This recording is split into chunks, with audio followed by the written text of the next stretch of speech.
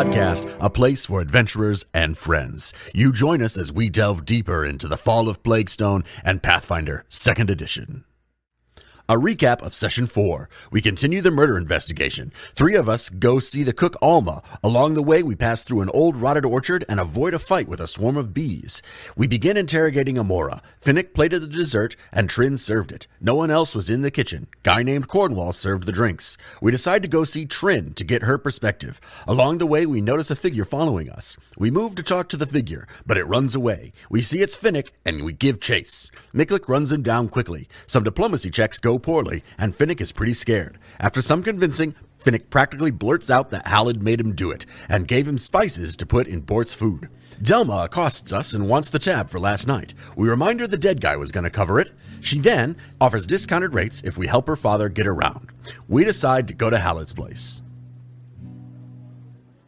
So you guys kind of come up on the path that passes by the house here. The yard around the house is just completely choked with weeds and debris. The house looks like it's collapsed. It used to be a 2-story house perhaps, but the second story is just kind of fallen in on itself, and there's debris all over the yard, dead weeds all over the yard.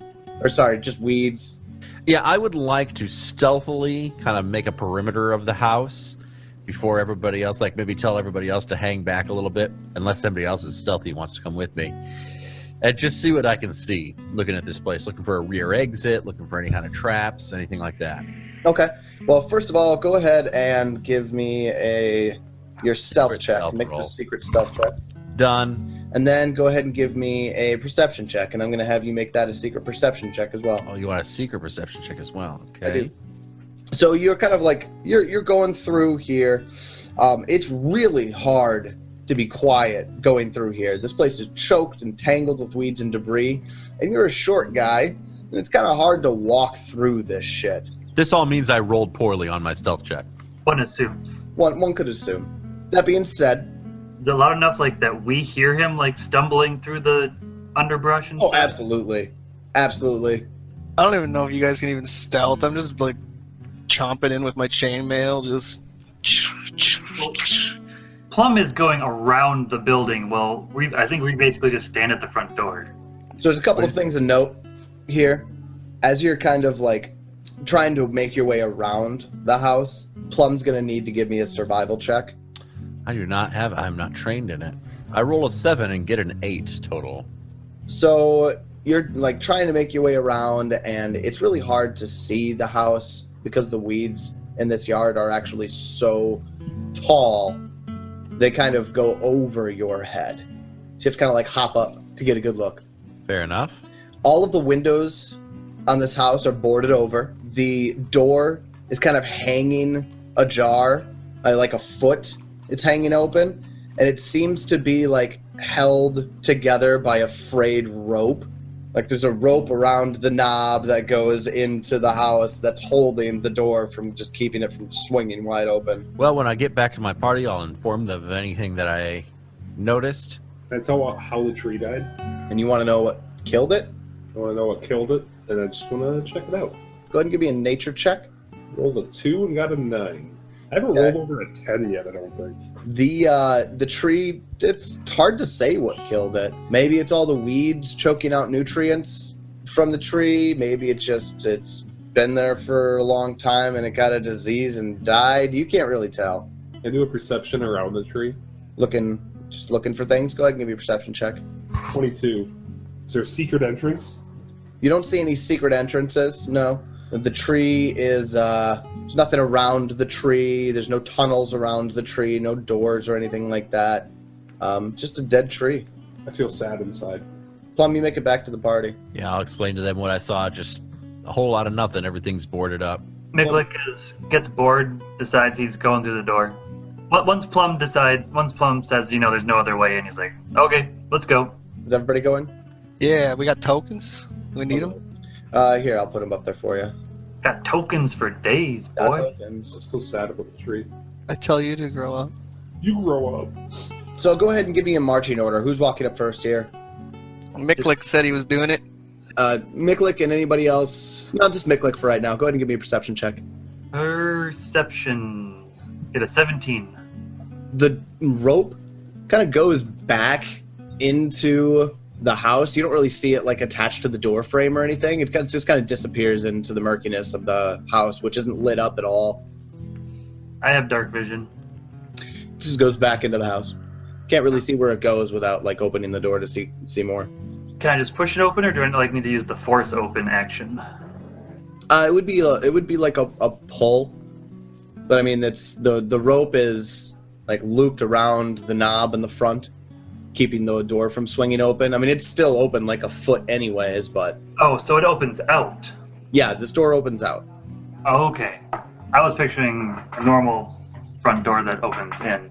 Oh yeah, this one would open out. Okay. So then I should use the force open, like I have to like break the string that's keeping it from swinging open, kind of thing, or? Yeah, you can just pull it really hard if you want. I don't know if you have anything to cut it with or anything like that. He's got a goddamn battle axe. Yeah, I got a great sword. or a great axe that I can just chop it off with, I guess. Is that what you do? Yeah, I mean, like if I can like see the rope and get a good clean swing in it, I'll just chop it off. Oh yeah, you easily get a really good clean swing at it. So Miklik kind of like rears back and shing, just cleanly slices the rope. The side of the rope that goes into the house snaps back into the house. The door swings open and you hear a twang as a spear comes out of the door and is coming right for you, Miklik. I was really expecting paint cans. Was this Home Alone or something? Now, if this door opens out, like Correct. was the door partially open already? About a foot, roughly. So it's like a foot open. I'd actually I'd be standing off to the side to cut the rope. Like I wouldn't be standing in the doorway to cut the rope. I'd have to be off to whichever side's open to. Well, then, cut the rope. based on the party arrangement, then it would actually go straight for Plum. I hate my life. Plum or Daru, whichever, depending on. I suppose I can see which way it swings. So Definitely Plum. sorry, Plum. I only took the precaution of trying to search for traps, and here I am getting hit by the trap. You know what's really funny? Swanee just logicked this spear right into Plum's chest. Yeah, I know. Let's be honest. Does a 24 hit you? Yes, it does. Is it a critical hit? No, it is not. Not a critical hit. Okay.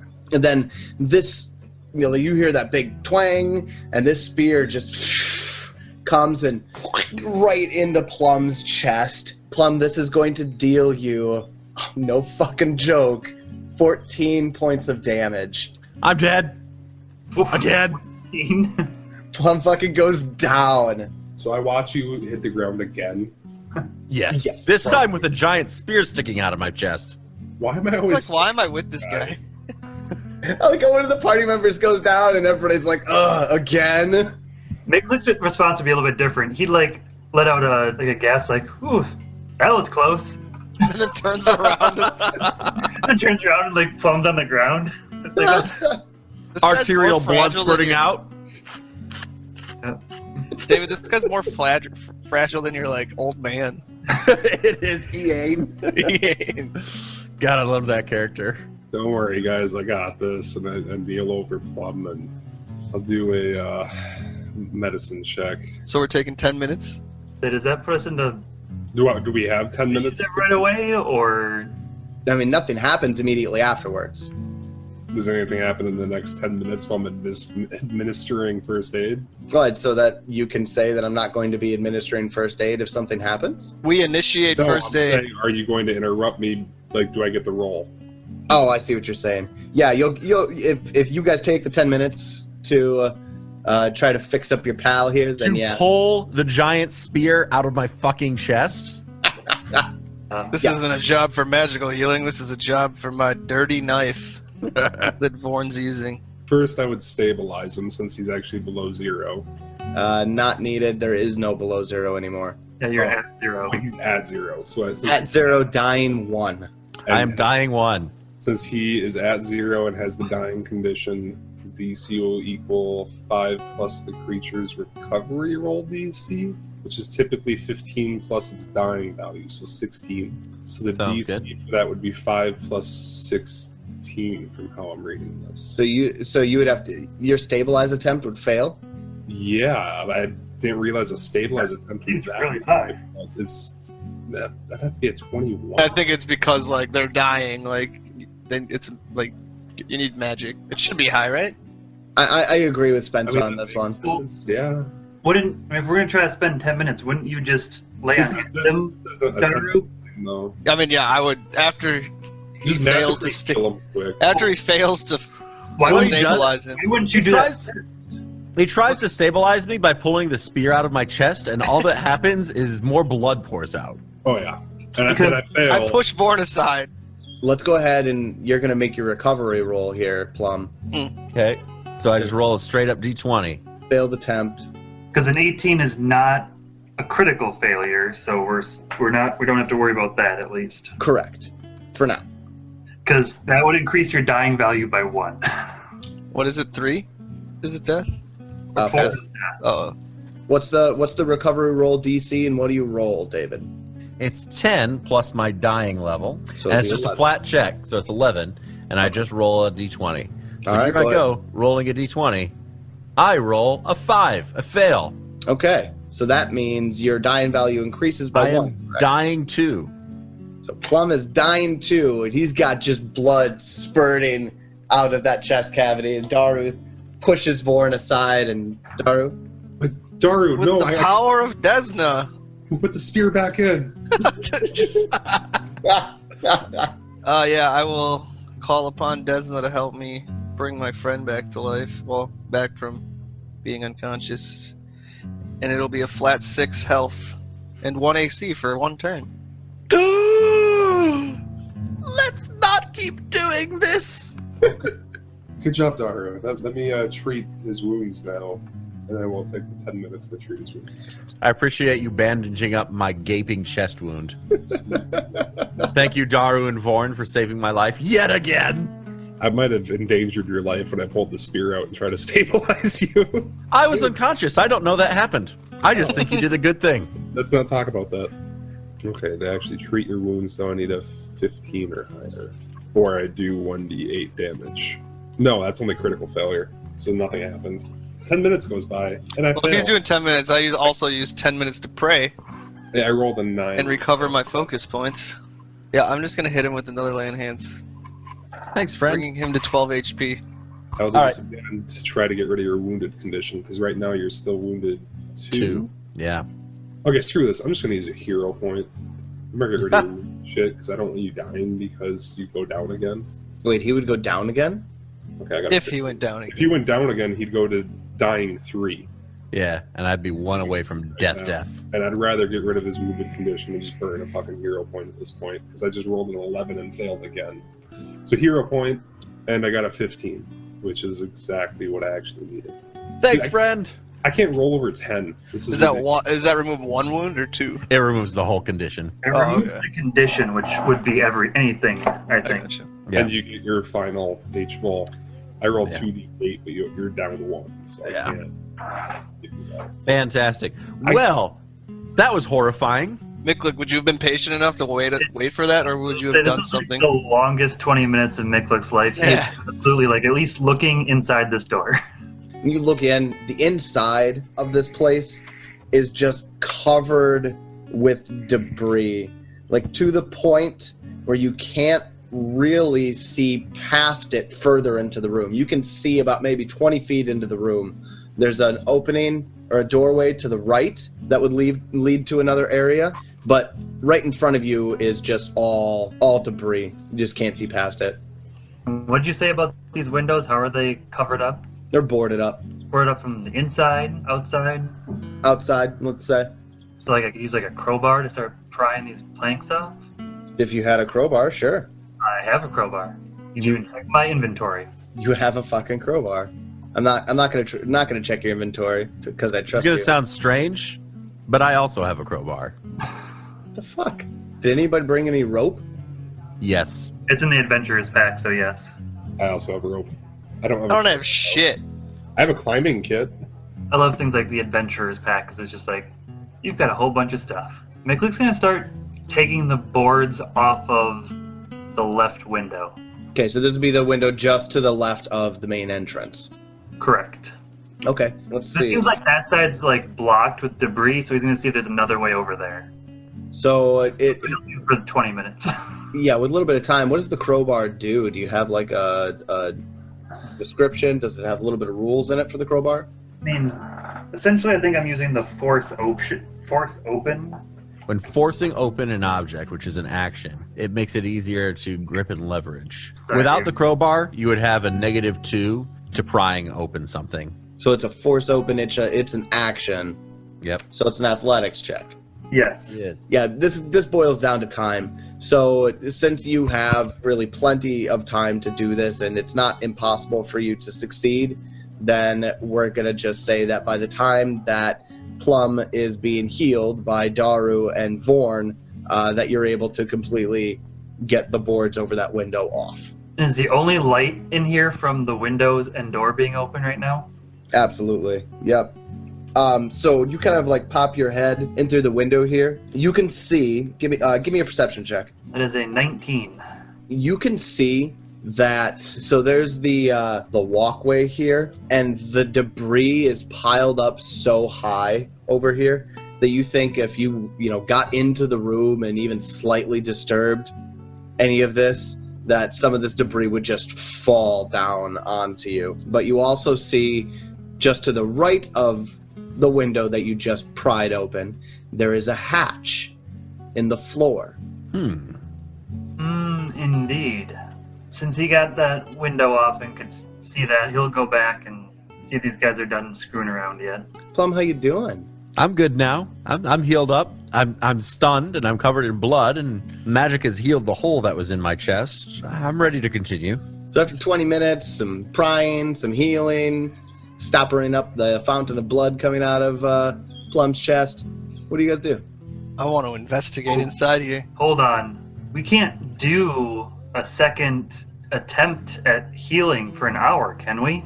That's true. Oh, so he's forced to keep As those soon as he wounds? said that, yeah, I can't. You can only do it once an hour. Yeah, So the wounds are back. So how many times did you try to treat wounds? Are you saying that you can't Twice. stabilize and then treat wounds? So he can I do the can't- stabilize and the first attempt to treat wounds, but he failed. So I can't do it again for an Do it hour. again for another 50 minutes. I see. So then So Plum... So I we're would going only- into this with 2 wounds. So I would only have 1 wound, but I am wounded 2. Yes, you'd be down 1 HP, but your status would be wounded 2 still, and Yeah. that's still my hero point. Yeah. All right. Let's just do it. Let's just roll. Let's live on the edge. Let's see what happens when a PC dies in 2nd edition. Let's go into the house and explore around very carefully. I go running into the house. I will also tell you that it looks like that pile of debris is very unstable. So who goes where and which entrance? Right now you guys have 2 entrances. There's the front door and then the window just to the left of the front door that Miklik has pried the boards off of. Split Who the goes where? party. Who's Well, down to- Vorn, you said you were running in. Which one are you running into? I'm saying we split the party. When you said it was really unstable, did it look unstable from both sides or just from the side with the hatch? Kind of like, so you'd see that this debris pile is piled up like right smack dab in the middle of the floor. And there is almost like a walkway around the edges of the room. You guys seen the Hoarders TV show, right? They always have pathway through all of their shit. Unfortunately. That's kind of what this is like. It's around the edge of the room, but the in the middle, it's all debris and collapsed infrastructure from the 2nd story. And it looks like it's both the side where the hatch door is, and there's also along the the adjacent wall is also like a little 5-foot walkway. But it looks like on both sides it's really dangerous. I say let's go in through the door and just explore what we can find. And if we need to, we can come back out and go in through the window. Okay. So the party cautiously moves into the front door. The debris is so high and obstructive here that you can't get further than 10 feet in the front door. There is a doorway to your right, an open doorway, leading into another room. Do you guys have any light source? Yeah, I'll cast light on... Do you want me to cast light on your weapon, Miklik? No. I want it on mine. Touch Or my foot. shield.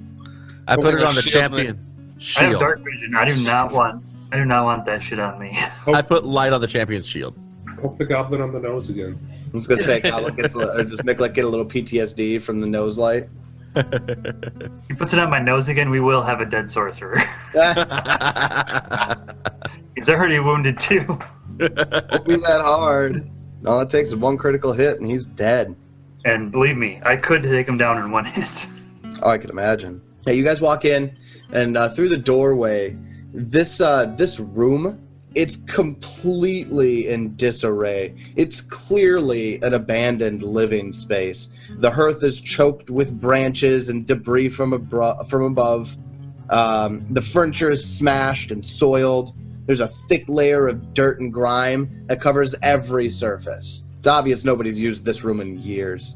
There is another exit from this foyer room. So if you turn right from the entry into the foyer, you see all the smashed furniture and all of the grime all over this. There's another doorway a little farther north, but it's completely blocked and stopped up with debris. All right. Back through the window then and down the hatch. We search the room. I think we should search this room first. Yeah, search it. Better go ahead and give you perception checks then. I get terrible. Throw the nat one. I think Miklik's the highest with a 16, it looks like. You don't find anything of interest in here. Like I mentioned, this thing looks completely and utterly abandoned. You don't see how Halid lives here at all. It's because he lives underneath it. Well, so Miklik climbs through the window and looks at this hatch. The hatch, there's nothing special about it. There's like a small rope that you can use to pull on it to lift it up. It doesn't look locked in any way. Plum is outside. A spear shoots through his chest just cause. Fuck. I think Miklik will give it a quick glance over, and then he'll try to open it. Miklik goes to open the hatch, and it lifts right up. Squeaks a little bit. There's a ladder that goes down. I look down. It looks like it goes into like a hallway. How far down does it go? I would say maybe 20 feet down. But since it's like it's just a tunnel that goes down, you can't really see beyond where the ladder just ends up. Right. See the floor around the ladder, but not much more than that. Miklik will relay that and start climbing down. Wait for me, you silly goblin. I'm gonna walk over here and see what's the rest of the room. Okay, so Miklik starts climbing down first. Yep. Who enters the window second? I think That'd Daru be- said he was going to go. Yeah. Daru enters in next. Vorn after that. Warren is third. And then Plum hesitantly because he's almost died twice. Yes. Twice in just a few days. Hey, only once today. Adventuring's dangerous work. Plum, do you get into the house before Miklik goes down the ladder, or what? Probably not. You wait for Miklik to start heading down. I mean, I think I'd have to be on the ladder before anybody else could really even get in the window. Yeah, that's what I'm thinking. So, real quick, let's do Vorn since he's right here. Vorn, you notice that the window back here, Vorn has no light at the moment. I'd say it's dim light. I have low light. You do have low light vision, so I think you're okay. I mean, it is 4 o'clock in the afternoon. Even a house that's boarded up, Depending on how badly it's damaged. The collapsing damage is pretty bad. I'd say this is at the very least dim light, which means you're fine. Go ahead and give me a perception check, Vorn. Finally a decent roll. 24. Nice. You notice that the debris is precarious here. It looks like it could fall down really easily if it was jostled too much. Are you tempting me to jostle it? But aside from that, there's nothing else in this room. I slowly walk back, very tempted to jostle everything.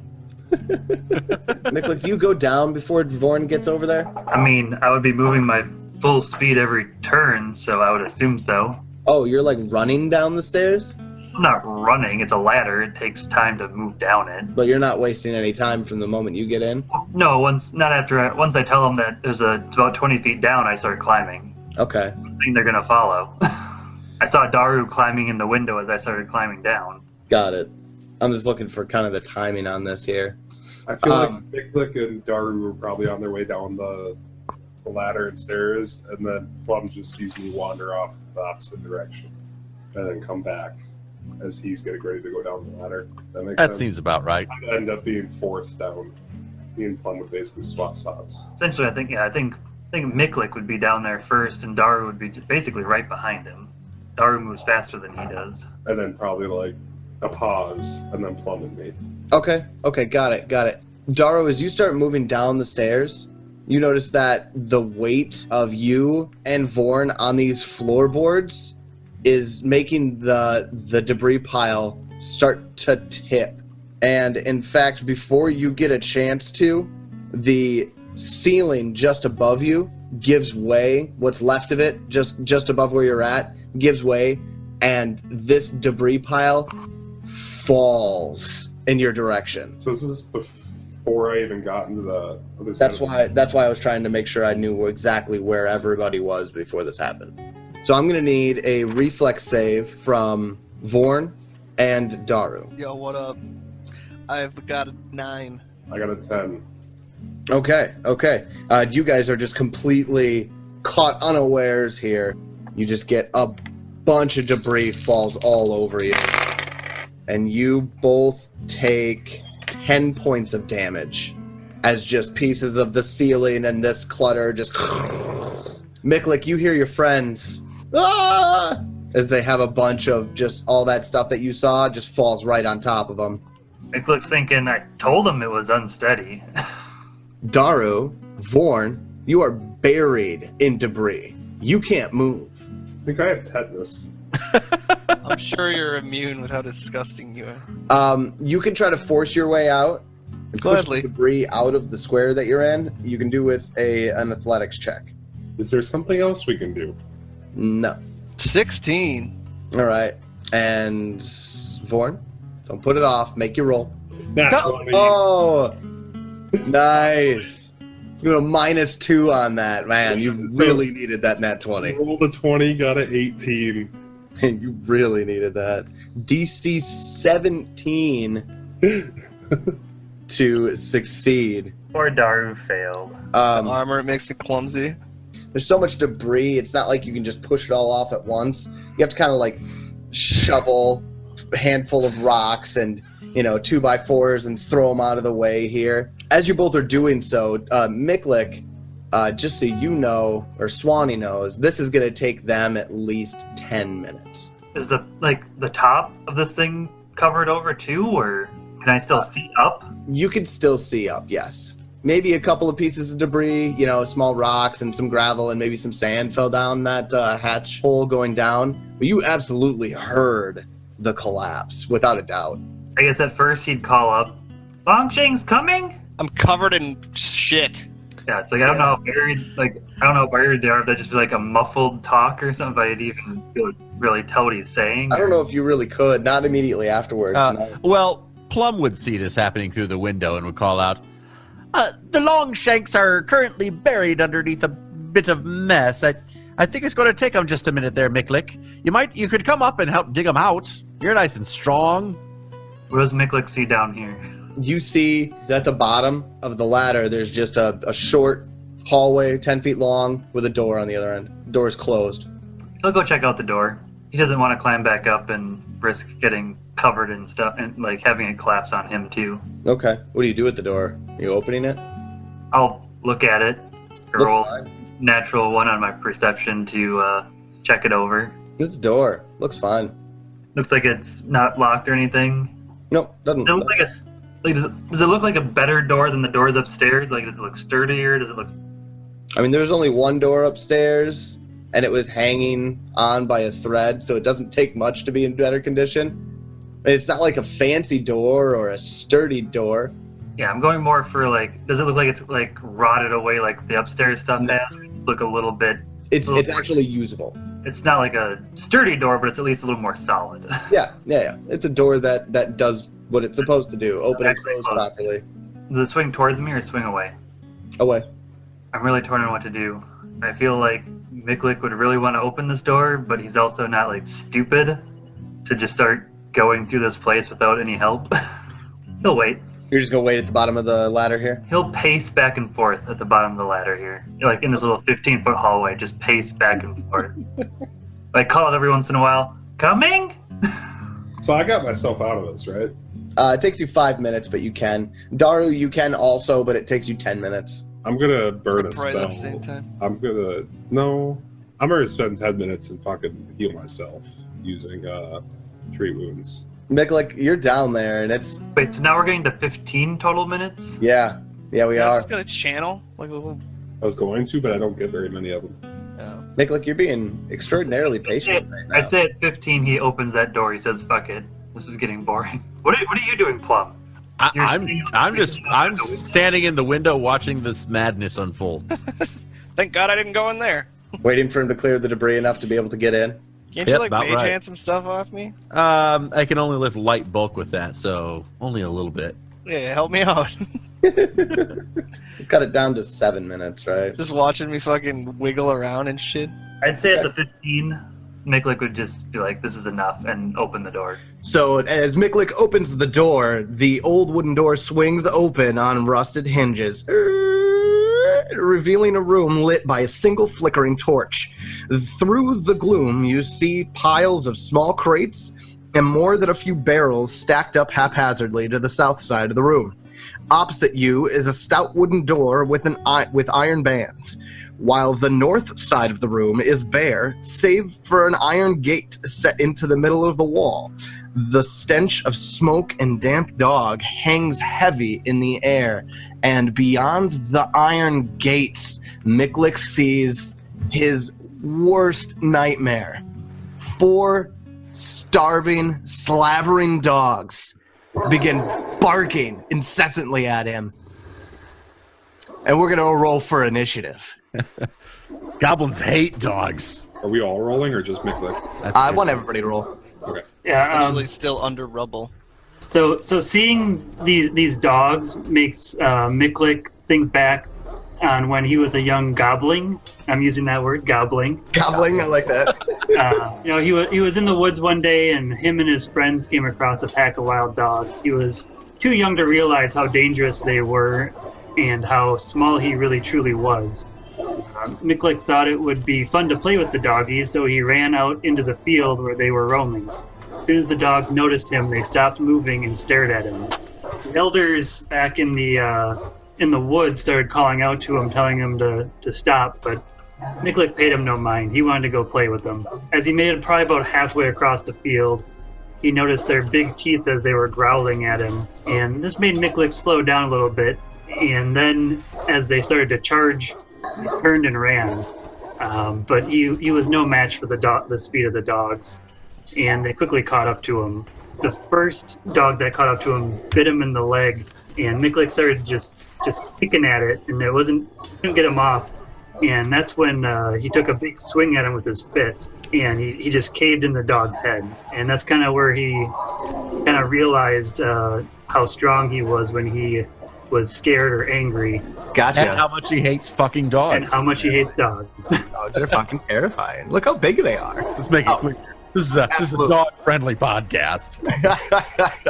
So yeah, currently Miklik is stuck in this basement by himself with these dogs, and right after you notice the dogs, you hear this sound, click, click, click, click, click, click, click, click, click, as the gate is slowly rising to let the dogs out. Miklik, can you give me a perception check? Okay, let's see. Perception, I roll a 3 for a total of a 7. All right. You're just terrified by the sight of the dogs. You're getting flashbacks of that time in the field. As the gate begins to open, it looks like they're just about to completely come at you. Now, I'm going to say here, Vorn is going to open up this initiative here. Everybody can hear the dogs very, very clearly. The trapdoor is open. It's about a 20-foot shaft going down the ladder to get down to where Miklik is. And with all the dogs barking, it's easy. It's easy to hear. Just to explain why we didn't call out initiatives, we are rolling in the program that we use. So me and Daru are both free. There's still stuff everywhere. I mean, is this difficult terrain to try It to... absolutely would be difficult terrain to get through, yes. Is there still garbage and stuff that looks like it's loose and could possibly topple over more stuff, or is it all on the ground pretty much? It's not all on the ground. There's some spots of the ceiling above you that look like they might come loose if you're not careful going through here. When you say careful, are we talking like acrobatics check to try to carefully walk through? I'd say an acrobatics check would be appropriate, yes. Okay, because I do want to try to get to Miklik, assuming I can hear those dogs barking and everything. So I'm going to try to acrobatically walk through here, or carefully walk through here. I rolled an 8, got a 13 to try to move 10 feet. Okay. Some of the stacks of this debris looks like it's precarious. It's leaning a little bit, but you end up making it through to the trapdoor without anything falling. Perfect. And did that slow down my movement at all, or is that just 10 feet? Just as difficult terrain. Okay. And then the ladder was what, like 10 feet you said? It's 20 feet down. 20 feet. So 30 feet would be me to the bottom of the ladder. Yeah, and I would say you move at half speed down the ladder. That would be all my movement then. So I'll double move, or 2 movements to go there, and then I have 1 action left, and I'm 10 feet behind Miklik. So you just have 1 action left, right? I have 1 action left, and I guess I'll use my last action just to step up right behind him, and I'm done. So Vorn carefully climbs across some of the debris and climbs down the ladder, down the chute to Miklik's side. Miklik, you're not alone anymore. That's a plus. Yeah, surprisingly, that's actually reassuring to Miklik that he's not down here all by himself with these dogs.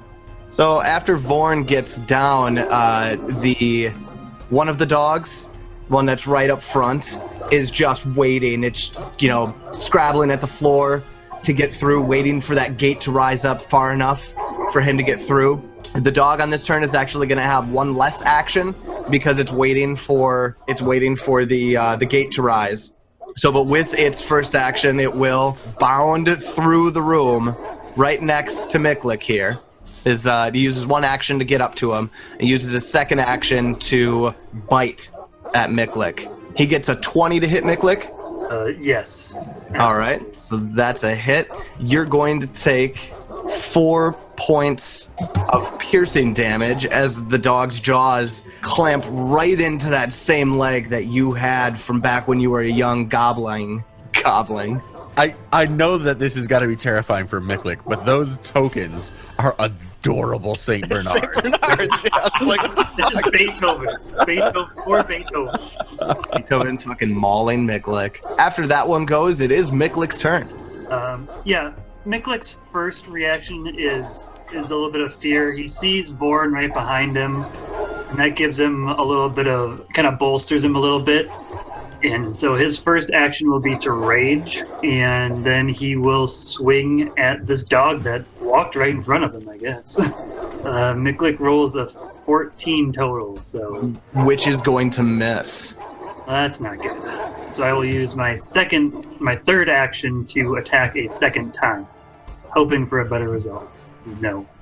Ooh, natural 1 on the dice. That's going to be a miss. Then after Miklik, apparently Miklik is more terrified than he lets on. Yes, I mean, this is a scary situation for you. You're still right up at the front here.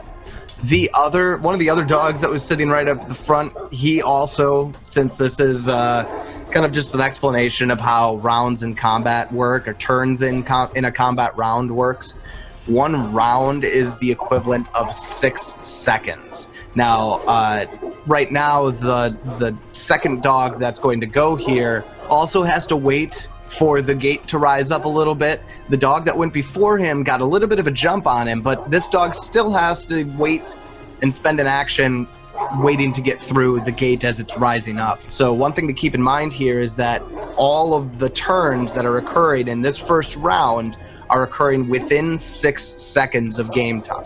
So with that in mind, this other one's he's going to come up and he's going to use a stride action to get as close as he can to Miklik.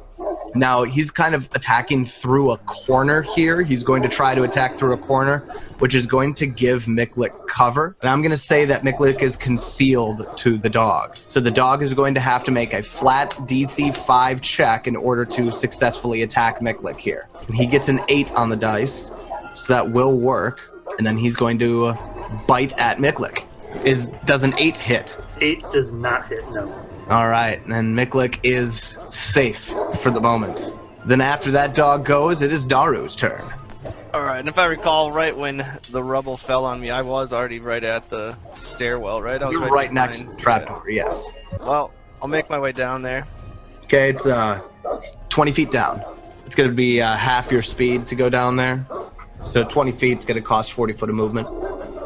All right, I will take it 2 turns, and then I'm gonna whip a star knife at one of these Saint Bernards. Now, your allies are in between you and one of the guard dogs, and that is going to provide the guard dog with cover. Miklik and Vorn are providing lesser cover to the dog, so its AC is a +1. All right, well, let's chuck a Desna star knife at this dog, and we get a 10 on the dice with the +1, so that's a miss. With an 11 on the modified attack, that will miss. It's not going well so far, guys. But that would be my turn. All right, then after Daru, what's going to happen is the remaining 2 dogs are going to have to, they're going to come out, and they're going to be kind of behind the one that's in front, and they're scrabbling to get at you. One of them isn't going to be able to reach you in any way, shape, or form at all. But just like before, I'm going to say the one is concealed, or you are concealed to this one that's about to try to attack you. And like before, both of these had to use 1 action to wait for the gate to rise, and then are going to stride over, which is their second action. So for one of the third actions, he's going to try to bite at Miklik here again. And this time is going to get... He actually he misses on the flat check on the concealment. He gets a 4. So Thank God. you're going to not get hit by this jaw attack. So after the 2 dogs go, it is Plum Parditor's turn. Well, I'm still outside the window upstairs. I'm the only one that hadn't gotten in the house. I assume I can hear these dogs barking too, though, right? Oh yeah, absolutely. Well, I will make my way through the window and to the top of the stairs. I think you said that would be difficult terrain there in the house. It is, yes. So that's going to take what? That's going to take 15 feet of movement to get there, essentially. I will go down the stairs. You said I'm moving half speed down the stairs as well, and they're, what, 20 feet? Correct. With the ladder, not stairs. The ladder is 20 feet down. Okay, so I've spent 15. That means I have 10 left. So how about I just move 5 feet down the ladder? If I am 5 feet down the ladder and basically on top, or above where Daru is, could I see the Saint Well, Bernard? hold on. You say you move 5 feet down the ladder, or are you saying that you move so that you're 5 feet from the bottom? No, I move 5 feet down the ladder. Yeah, you definitely can't see anything. Still can't see anything? No, it's a pretty tight shaft right until it opens up at the bottom. Yeah, it is. I move, then I'll take another move action to get down a little bit further. I'll just move down until I can see a St. Bernard. How far off the ground do I need to be until I can see one? You'll be just right above Daru's head, because Daru's still in the same 5 foot square that the ladder's in. And you'll be just above Daru's head, and I'm going to give you the same, because I'm assuming you're going to use a ranged attack spell. I suppose I will. So then I'm going to give you the same, Even though I'm above him? I have a better vantage point. they're concealed to you. You know what square they're in, you're just going to have to make a DC 5 flat check in order to actually hit them. Okay, so what spell do I have that is a single action? Well, that is going to be one spell that is a single action. That is my focus spell, Elemental Toss. And I'll start by making my flat check. I roll my d20, and I get a 1. I am going to use my action point with that first roll. Your what point? Action point, my hero point. There you go. My hero We're all used to doing action points from 1E. Hero point, re-rolling that flat check, and I get a 17. There you go. All right. So that's going to overcome the concealment. Okay, and then I will Elemental Toss this dog, which is going to be a spell attack roll, onto which I get a +7. I get a total of 24, another 17 on the die, 24. 24 will hit. All right, fantastic. I am going to deal him 1d8 bludgeoning damage. That's going to be a total of 5. And that's going to be the one I have labeled 2.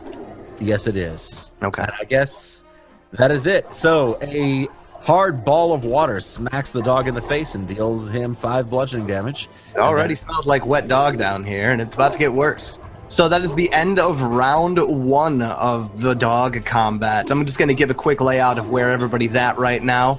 All 4 of the dogs are completely gathered around the door just inside of the room that they're in. And Miklik is on the other side of that doorway, kind of standing in the doorway, and the party is all kind of smashed into this small hallway. There's only about a 15-foot long hallway, so you've got Miklik on the other side of the threshold, Vorn right behind him, Daru standing at the base of the ladder, and Plum is actually on the ladder just over Daru's head. Getting into the beginning of round 2, it is Vorn's turn. I am going to use the spell I was thinking of and use an electric arc on on animal 2, which is right in front of Miklik, and animal 3, which is behind animal 2, which I do have line of sight on. So it's going to be a reflex save for both of them. Okay, so number 2 is going to make his reflex save first. The save is 17. Number 2 is going to get a 10 to save. That's a failure. Going to fail. And then the other one is going to get an 8. However, he rolled a 1 on that save. So as one of our listeners actually previously pointed out to us, a 1 isn't necessarily an automatic fail. You determine the degree of success after you figure out if the save against the DC fails. So in this case, the DC was what, 14 you said? 17. So an 8 would be a regular failure. We know that a 1 reduces that degree of success to a critical failure. That means Pupper number 3 is going to take double damage here, whereas Pupper number 2 is just going to take full damage. I will drop some damage. This is for number 2. This is the regular full damage. Oh, it's max damage. Oh, shit. Nice. 4 plus my casting modifier. Which, And that's on the one I have labeled 2? yeah, so 8 damage to the one right in front of Miklik. And for the double damage... Now, did we decide, am I just rolling 2d4 on this, or are we doubling what I roll on a 1d4? Well, okay, and then this is actually a rules question that we haven't come across yet. Now's a good time to address it. When it comes to critical damage, the book suggests that you take the result and then double it. But however, it says that it's up to the DM or the GM that you also can roll twice and do it that way. We like rolling dice, so when we do our critical damage, we're going to roll the damage dice twice as opposed to rolling it once and doubling it. And that's how we're going to do it moving forward. Thank you. I like rolling dice. Rolling dice is fun. And not the best roll. I rolled a 1 and a 3, but it is plus 8 since my static damage does double. That's a total of 12 damage. Pupper number 3 and Pupper number 2 get zapped. And they both hit the ground. That's just a arc of electricity going from one to the other. I love imagining that. Just They're both dead. a little lightning bolt coming from my hand and just going through both of them. Poor puppers. Then after Vorn completely kills 2 of the cute St. Bernards, it is Miklik's turn. Seeing those 2 go down and knowing he needs to let some people in the back through, Miklik is going to go through this channel that they've kind of created now and get up in behind number 4. So he's going to make his first action a stride action to move 20 feet. Now, Miklik, you're going over an unconscious or helpless or dead body. That's going to be difficult terrain. So when you're striding through, entering in the square that has one of the dead puppers is going to cost 2 5-foot movements. So it's going to be 10 feet to move into that square. Okay.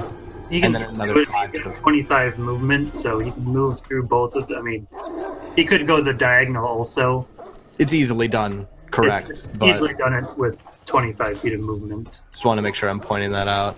So he will move there and then take a swing at this pupper number 4. He's going to roll a 19 for a 26. 26 is actually a critical hit.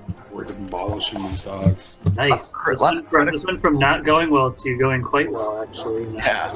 So we'll roll some damage, and that's actually not even including his +2 from rage, so that's actually a +4. So he does a total of 17 damage to the dog. 17 damage.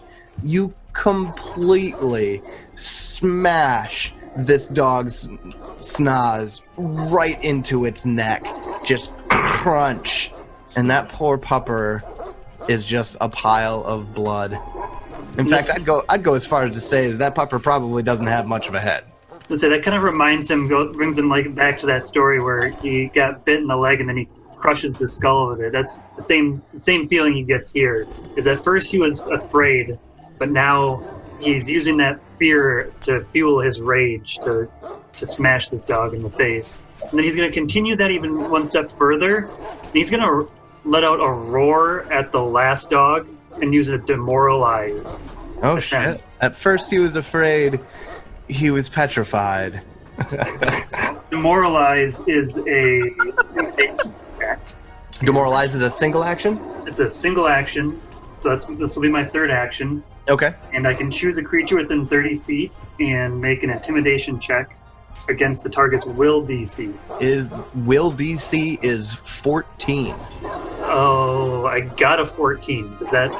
14 is going to meet that DC, and it will succeed.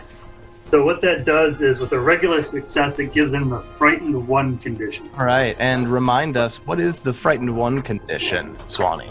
So he has a -1 to all checks and DCs for the next turn. Okay. Now, something that I pointed out in our group chat a while ago, but I don't think has really actually come up in play for us yet. When I was looking through what a DC is, technically, an enemy's AC is a difficulty class. So, in the Frightened 1 condition, Pupper number 1 will take a -1 to his armor class because he is Frightened 1. And we're gonna rule it that way moving forward. If you take a penalty to your DCs, AC is included in that. Well, with our little rules session finished up there, we're gonna go to Daru. It is your turn. Well, as I'm seeing these dogs just being straight murdered, I will follow and lead. Wild empathy. Save the last one. Let's John Wick this shit. I must speak to the dog. He will be my best friend. Hallett's gonna be so mad that you killed 4 of his dogs. Say, hell is going to become John Wick. Be careful. These things are violent, and I don't like them, so I'll swing my warhammer, my trusty warhammer at dog 1, and I'll miss. With an 8 total. So Daru swings and whiffs it. This dog is gets out of the way. That was All right, really a second attempt with a miss. This one is a 10 on the dice. So that's also a miss. All right. So Daru uses one action to stride up onto and straddle one of the dead puppers, and then swing twice at the only alive pupper and miss. Well, that one, it's scared right now, but it's starving. This dog hasn't had anything to eat in a long time. He's looking a little thin. You can see the ribs on it. And he is going to attack Daru, and is going to get a 20 to hit on its first jaw attack. Heck yeah. 20 is going to hit. Daru is going to take 4 points of damage as the jaws sink into your thigh. And then he's actually going to go for another jaw attack. And this one's going to take the -5 on the multiple attack penalty. You rolled an 18, but after the -5, it's only going to be 13. Does a 13 hit you, Daru? No. 13 does not hit. All right. Then that dog's actually going to use its last action to stride back towards the iron-banded door at the back and start scratching at the door. Aww. It's going to kind of whimper a little bit, too. It is your turn, Plum. I don't want to kill this dog. Kill the dog. I mean, if you don't, Miklik will, so... I'll use a stride action to climb down the rest of the ladder, and I'll move up to just before entering into this room. I'll see the 3 dead creatures and the 1 alive creature. You won't even call them dogs. Creatures. Distance yourself as much as possible, Plum. Makes you feel better about it, right? Puppers. They're all puppers. I pull out a... I'll use an action or 2 actions. I guess I'm not certain what it is. I've not figured out retrieve item because it hasn't been important. It is an Until now. interact action. And I'll pull out a ration. I'll say, yeah, just feed the poor little guy. He'll be all right. And I toss a ration at the guy. So Plum uses his first action, climbs down the ladder, a second action to pull out a ration, and his third to toss it at the pupper that's at the other side of the room. Then after Plum, we're entering into round 3 here, and it is Vorn's turn. I'm torn. You tried to befriend a giant grizzly bear. It didn't try to kill me right away. Because it was sleeping. But that's also why I'm torn, because these didn't try to kill me either. They tried to kill the goblin, which, I mean, they're eternal rivals. I mean, I get why they attacked each other. I was just trying to help my friend. I don't know if I'd kill a dog that's just trying to run away as a druid. I'm going to try to wild empathy it. I'm going to use my first action to actually walk up right next to it. That should be, what, 5, 10, 15, 20 feet, so that's one action. I don't know if I really can use wild empathy in combat even, though, because it's... when we looked up the rules, if I remember correctly, it takes a full minute. Yeah, it said it takes about a minute to do it. Yeah, you're using the make an impression action. So, I mean, will you even allow me to attempt to make an impression on this You know dog? what? You can start. You can start, but this is all going to depend on who's next in our initiative. Who is To make that impression, I'm definitely going to reach down and try to pet this dog. Okay. Gently, and carefully. That I remember the bear. That did not end up well. Remember the bear. Remember the bear. Do you want me to make any type of check on this? I mean, diplomacy to make the impression, acrobatics or athletics to avoid getting bitten when I'm petting this dog? Not yet. Not yet, because like I said, however this goes is going to completely depend on Miklik. I mean, Miklik's just going to murder it. It is Miklik's turn. I'm going to use my third action to tell Miklik not to murder this dog. Hey, talking is a free action, so I'll give it to you. Miklik, I've seen eye to eye on a lot of things. Miklik, I know you don't like dogs. Please, let's just see what we can do with this one. He's just shaking his head no at me. No, Miklik is raging right now. There is no way this dog is not getting swung at. Oh, man. All right, Miklik, then it is your turn. He'll make a stride action over to the dog, and he'll take a swing. Let the fates sort it out. So he gets a total of a 17 to hit.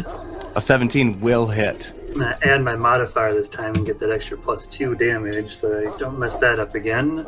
Ooh, does not roll very well. Gets a total of 8 damage.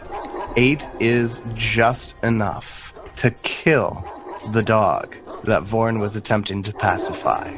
So with his third action, he's going to bite it like it bit him. He's going to bite it in the leg. Miklik, at least let me cook it first. Vorn, for the last dog, after seeing his 3 companions murdered by you 4, takes a bite out of Daru, runs to the back of the room and starts scratching on the door, whining, trying to get away from the dog murderers. Vorn decides that he's going to come up and attempt to soothe the dog, but Miklik, in his rage, can't even understand what Vorn's trying to do and just fucking clobbers this dog and its skull collapse while Vorn is attempting to pet that dog. What a gruesome scene. Dinner time. Oh, Vorn gets over it quickly then, yeah? Oh yeah, it's gone.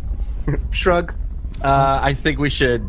I mean, this was quite a commotion, and I still have to assume Hallett is down here, probably behind that door that the dog is trying to get to. I try and stay on my guard, waiting for anything to come through the door, but also want to check out my surroundings down here, see if there's anything important, and I will make a perception check. Okay, go ahead. I'll join on that too. I only get an 11. I roll a 15 plus 7, 22.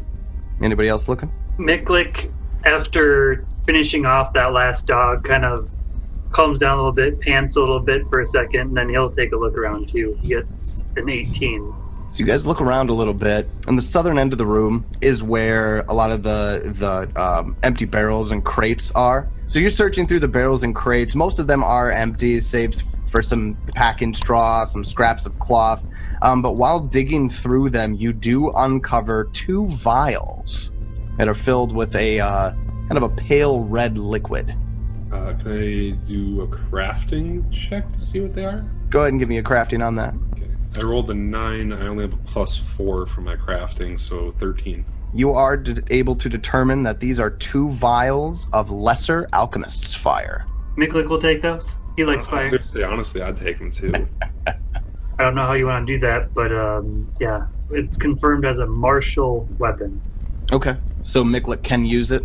So So Miklik can use it, but Well, I mean, anybody can use it. Miklik gets the bonus for being trained. Vorn does not get the bonus. Which, I mean, at this level is the equivalent of a 3 difference, right? Yep. 2 for trained, 1 for level. So yeah, you guys discovered a couple of lesser alchemist fire among the empty crates and barrels. What do you all do now? That's always in the southern part. What about is the northern part just simply the dog's cage?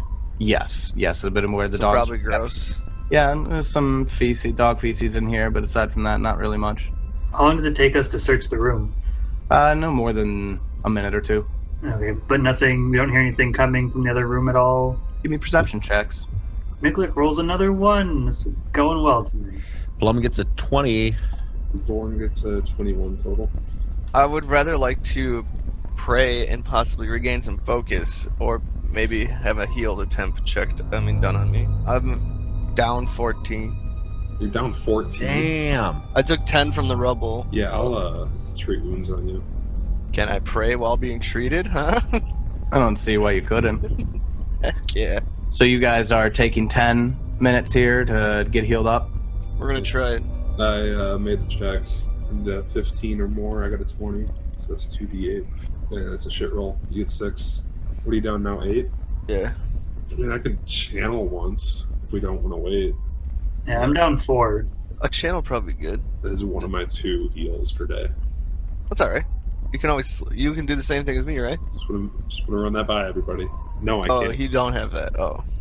No, Daru isn't a dedicated healer. He is using his spell slots to grab the heal spell. Everyone gets 4. So you don't have a resource that you can just reset like I do? Not for healing. Oh. Mine is a attack spell. Okay, so after Miklik waits another 10 minutes, he's getting antsy and opens the next door. So you guys open the door into the next room.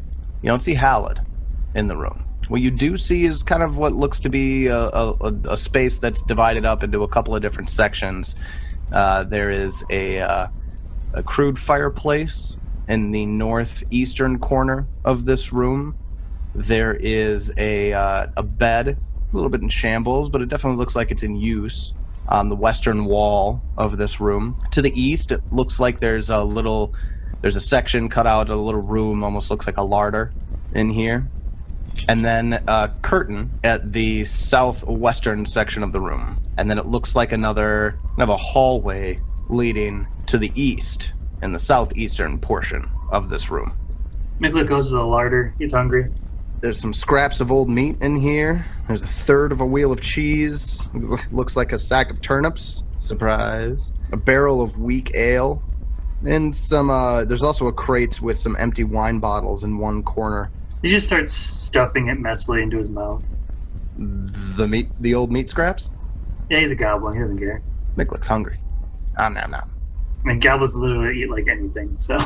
So as Miklik starts taking and devouring some of the food in the larder, what's everybody else doing? It looks like there's another passage down to the right. Correct. I am not going to go there yet because I don't want to be first. But I recognize it and point it out to my friends. There almost seems to be a faint breeze coming from that section. I get a little closer. Do I hear anything? Go ahead and give me a perception check. I rolled a 14, got a 21. Aside from the wind that's whistling through that opening, you don't hear anything else. Miklik or Daru, one of you should go down there. Down here! I move to the southern part of the room. Daru, to your west, kind of smells a little gross. Do I suspect a toilet? You suspect a lavatory, yes. Yeah, we can leave that closed off. And behind the curtain is, in fact, a lavatory, just a hole in the ground. A hole in the ground. Yep. How wonderful. Without the proper chemicals of a porta potty? Oh, it'd be awful. Oh, yeah. And it's right next to his bed. I was going to say he sleeps This man's a deviant. he sleeps like 15 feet away from it. Really close to his bed. What do I see to my other side? There is an opening. It looks like when you were approaching it, it looked like it might have been another hallway, but as you look deeper in there, it's completely dark. And I know you have no way of looking. You don't have The any... light was on my shield unless it is no longer on my shield. Oh, it's true. Okay. Which is a 20-foot. Yeah, you could see as it goes deeper into this hallway, it does turn from worked stone, like you're in the basement right here, into unworked cavern walls and floor. It looks like a little cave that... Miklik, I think this place is more familiar to you. Why don't you take the lead? Miklik will gladly lead the way. He can see just fine. Is there anything else you guys do in this room? Maybe just search... Did we search just the room proper? I don't feel like we did. Nope. I attempt to do that. I roll a nat 20 and get a 24 total. Ah, damn. Plum, you notice a handful of things in this room. There is a chest under Hallard's bed. You also find there's some bits of trash, and a few pieces of gear can be found in here. You find a whetstone, a dagger, 15 feet of rope, a hammer, 2 candles, and a small coin purse. I see what's in the small coin purse. You find 2 gold pieces, 8 silver pieces, and 14 copper pieces. And so far in Chewy, gold's a lot more valuable than it was before. Yeah. So since Plum's the one who found that, he's going to think really hard about making a stealth check to conceal it from the rest of the group. And then remembers he's not the rogue. Yeah, but I wanted to play this guy as kind of a scallywag. But he will think better of it and let everybody know what he found. Just happens to notice the gleam off of Miklik's sharp, shiny teeth as he's looking around at the party. The rest of it, I think I leave, because there's the... Maybe I'll take the dagger. I'll take the dagger. What I gave you was not what was in the chest. Oh, I'm sorry. Okay, what was in the chest? Is it locked? It does seem to be locked. It's locked. Locked chest. I smash it with my How do we warhammer. open... Thievery. I'll make a thievery check to try and open up that lock. Bitches, I am the rogue. I get a 16. You are kind of the rogue. I am the rogue. Do you have any tools? I have a hammer, a whetstone, and 15 feet of rope, and 2 candles.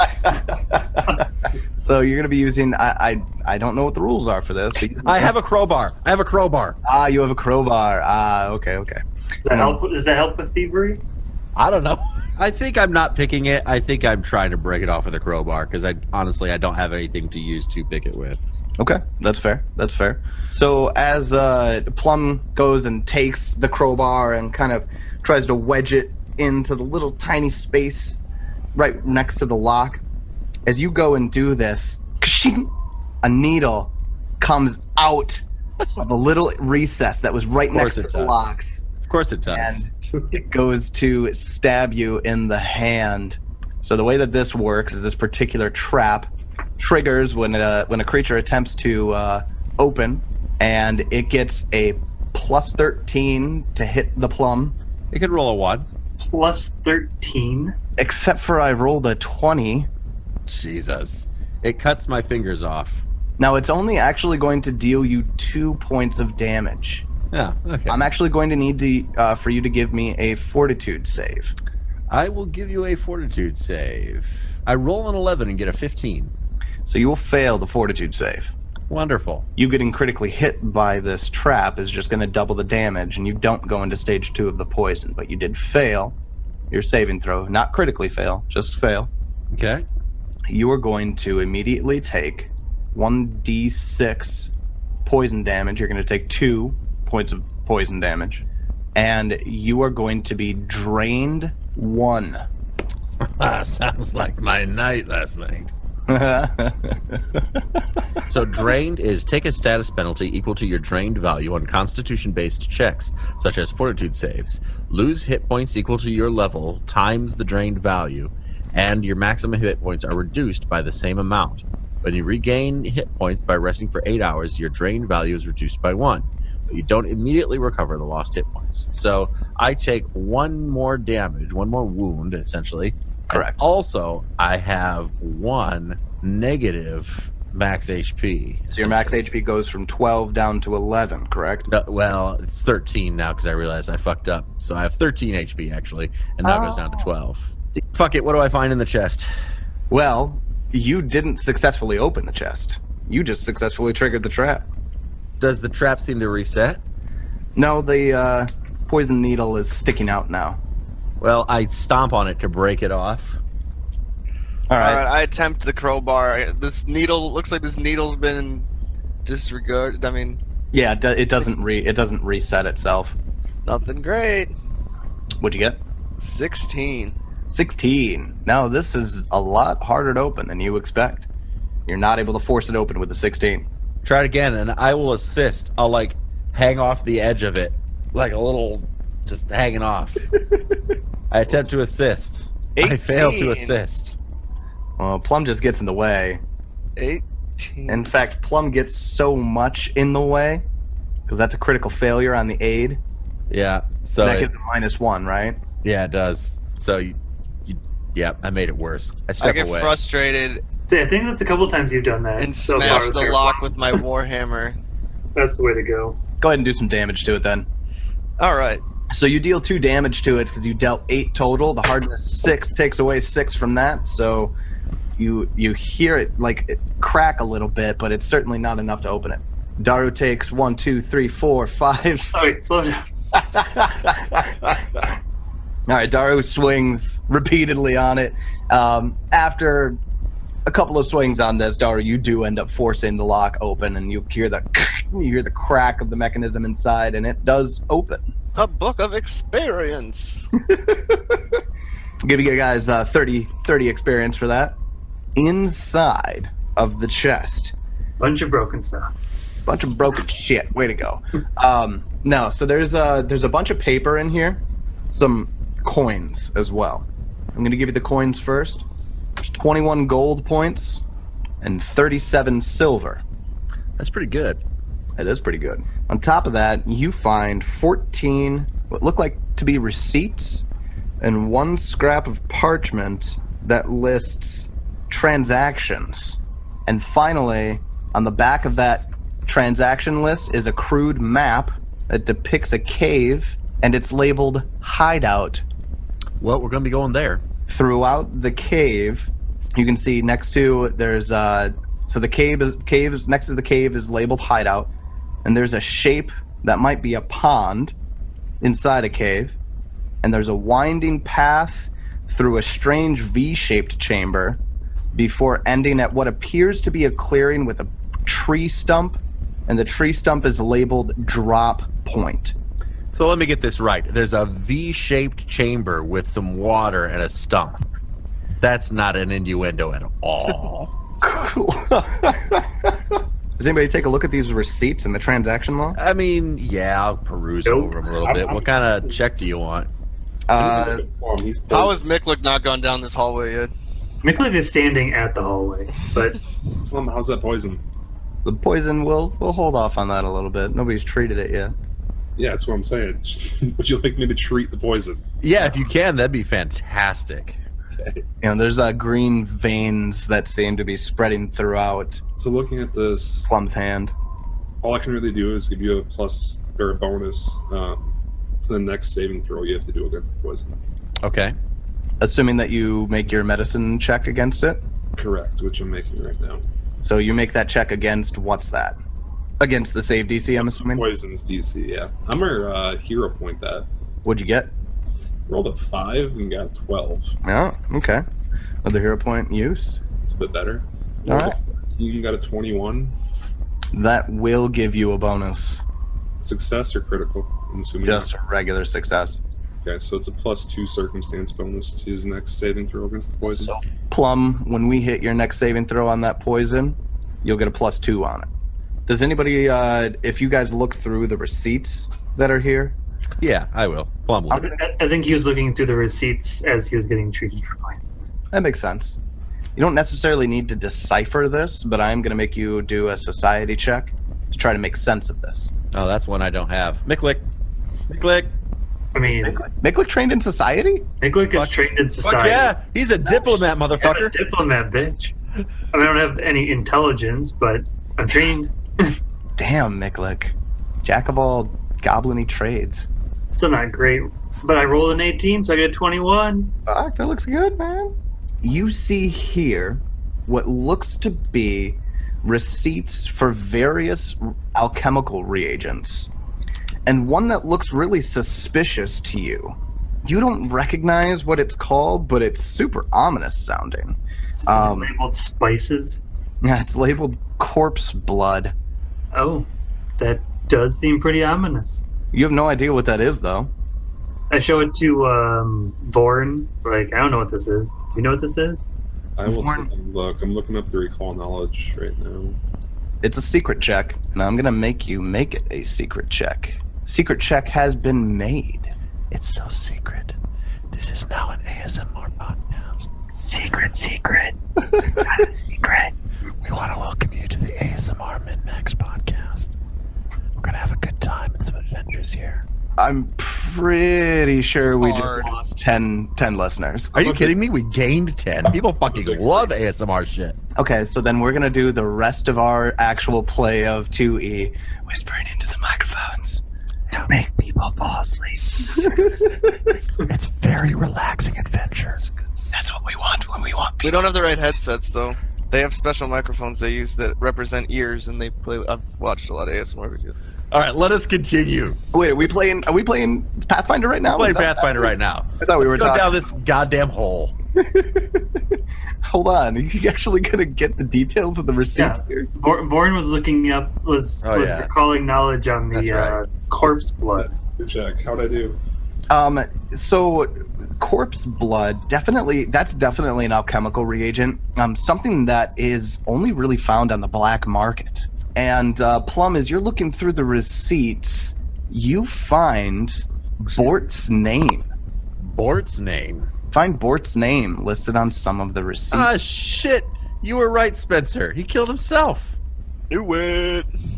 Well, is it that, or was it a hit put out on board? It looks Or that. more like Halid was buying some of these black market ingredients directly from Bort. Oh, Assisted Bort was the suicide. black hit. Dr. Kaborkian. No. Oh. 0 points for David. Yeah, I'll give Plum a hero point for that. Using that on that He's goddamn poison raging check. right now. Haven't given out a single hero point in this whole adventure, and I give one out for a shitty pun. Wrote a backstory exposition and put it into the game. No hero point. Makes a shitty pun, gets a hero point. Oh, man. That just shows you what's important to me. See if I do any more work ever again. Make puns, Swanee. We all know how this works. Make more puns. I do have to give Swanee a hero point for that exposition. It was well done. Thank you for reminding me. I'm actually really fucking bad about giving out hero points. Yeah, we have to beg for them. Go ahead and take that one, Swanee. Back on track. So you guys spent what? It was about 10 minutes in here, or 15 minutes getting the chest taken care of and healing the wounds. Yeah, something like that. So about 15 minutes later, you guys begin to trek through the darkened hallway.